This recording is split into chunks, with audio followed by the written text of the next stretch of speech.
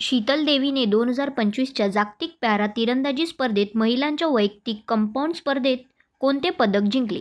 शीतल देवीने 2025च्या जागतिक पॅरा तिरंदाजी स्पर्धेत महिलांच्या वैयक्तिक कंपाऊंड स्पर्धेत सुवर्ण पदक जिंकले. दिल्लीचे मुख्य सचिव म्हणून कोणाची नियुक्ती करण्यात आली आहे? दिल्लीचे मुख्य सचिव म्हणून राजीव वर्मा यांची नियुक्ती करण्यात आली आहे. नुकतीच निवृत्तीची घोषणा करणारे क्रिस वोक्स कोणत्या खेळाशी संबंधित आहेत? नुकतीच निवृत्तीची घोषणा करणारे क्रिस वोक्स क्रिकेट खेळाशी संबंधित आहेत. 2025मध्ये सर्वात उत्कृष्ट अभिनेत्यासाठी प्रतिष्ठित आंतरराष्ट्रीय एमी पुरस्कारासाठी कोणाचे नामांकन झाले आहे? 2025मध्ये सर्वात उत्कृष्ट अभिनेत्यासाठी प्रतिष्ठित आंतरराष्ट्रीय एमी पुरस्कारासाठी दिलजीत दोसांझ यांचे नामांकन झाले आहे. आशियातील सर्वात मोठ्या सांडपाणी प्रक्रिया प्रकल्पाचे उद्घाटन कोठे करण्यात आले? आशियातील सर्वात मोठ्या सांडपाणी प्रक्रिया प्रकल्पाचे उद्घाटन दिल्ली येथे करण्यात आले.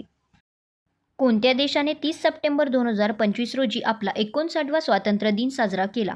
बोत्सवाना देशाने 30 सप्टेंबर 2025 रोजी आपला 59वा स्वातंत्र्य दिन साजरा केला.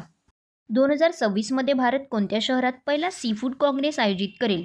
2026मध्ये भारत चेन्नई शहरात पहिला सीफूड काँग्रेस आयोजित करेल.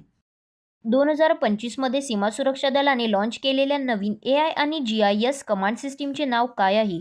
2025मध्ये सीमा सुरक्षा दलाने लॉन्च केलेल्या नवीन AI आणि GIS कमांड सिस्टीमचे नाव निर्णय समर्थन प्रणाली आहे.